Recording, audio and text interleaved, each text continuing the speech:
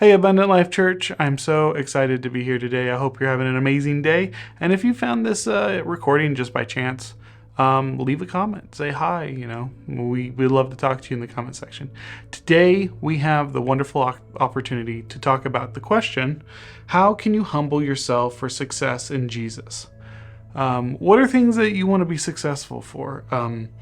I do the videography here at ALC, and man, I've spent a lot of time really working on that craft and trying to be good and successful at it. And I remember way back in the day when I first started kind of getting into this, I did a movie. I helped out with a movie. And everyone that I talked to was like, you don't need to go to school. Just look on YouTube, learn it on your own. So I did that. And that was really hard. I watched a lot of YouTube videos.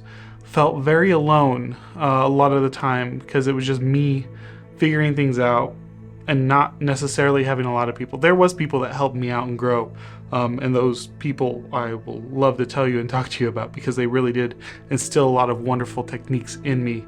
But for the most part, it's a lot of trial and error and figuring things out for yourself. And it's, to this day, I'm still very insecure about my craft. Sometimes there's a lot of things I need to learn. So how can you humble yourself for more success in Jesus? All right, we're going to start in James 4:6-7. But he gives more grace. Therefore it says, God opposes the proud, but gives grace to the humble. Submit yourself therefore to God, resist the devil, and he will flee from you. This is 100% the answer. Submit to God, resist the devil. A lot of times I have creator's block. A lot of people have writer's block, and it's a thing that happens, and I feel very, very insecure when it happens. And one of the things that I had to do was submit my creativity to God, and really rely on God for my creativity. It is not easy to do. But relying on God and his hashtag skills gives me peace and gives me something to look forward to. So now how we know what to do. How do we do it? How do we submit and resist? Well, step 1, draw near to God and he will draw near to you. This is the first part of verse 8. Something that I've been working really hard on is being intentional. I need to be intentional with my time with God. And if you don't know, I work 3 jobs. I work about an average of 50 hours a week. That doesn't include drive time and a bunch of other things. But I also have a wife and 2 kids that I really want to see and spend time with. And sometimes I don't because of how busy I get.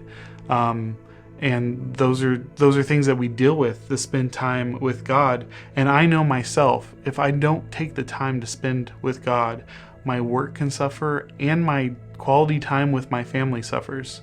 Every time I spend more time with God, I have better time and better interactions. I'm not frustrated, I'm not stressed.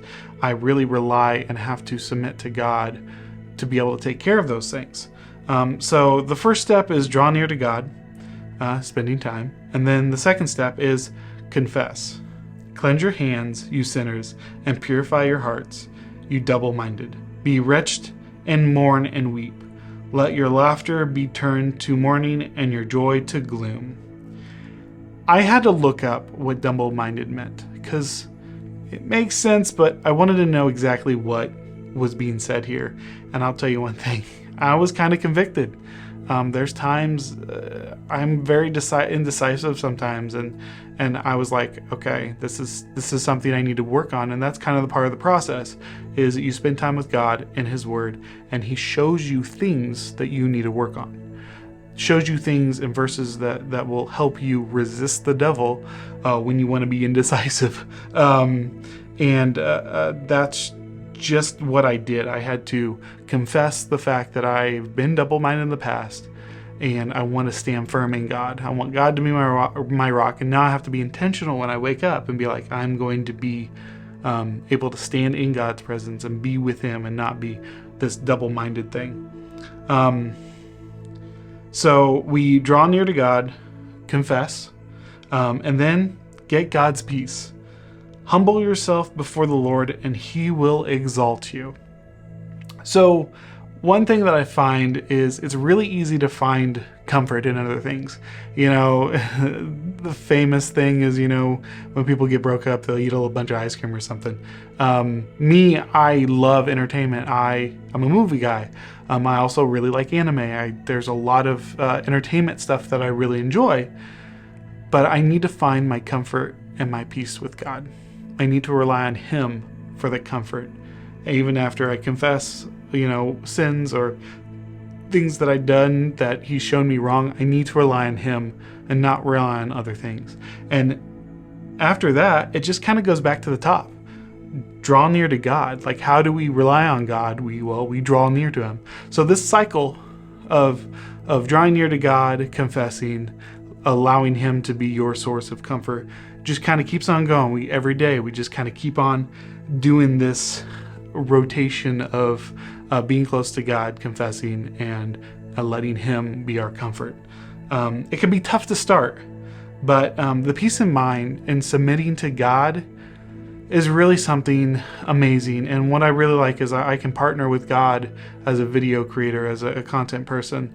I can partner with God and rely on his skills and really just develop my skills with him.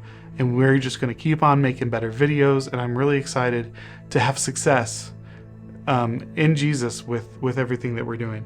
So there is some discussion questions. Be vulnerable, take your time, talk. And I love you guys. Thank you so much for allowing me to teach and talk about this. I can't wait to see you guys next time. Bye-bye.